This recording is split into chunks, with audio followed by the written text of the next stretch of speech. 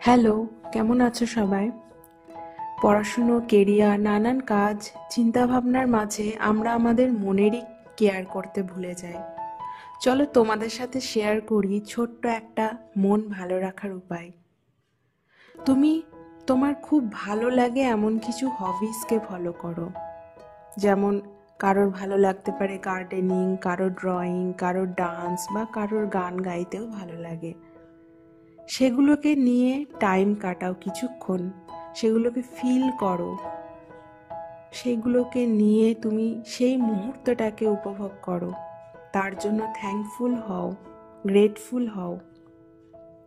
আমার যেমন গার্ডেনিং খুব পছন্দের একটা হবি। গাছেদের কেয়ার করা, ক্লিন করা, তাদের নিয়মিত জল দেওয়া, এগুলো আমার খুব ভালো লাগে। মনে মনে গ্রেটফুল হও প্রকৃতির এই সুন্দর সৃষ্টির জন্য। থ্যাংক ইউ এই পট যে বানিয়েছে তাকে।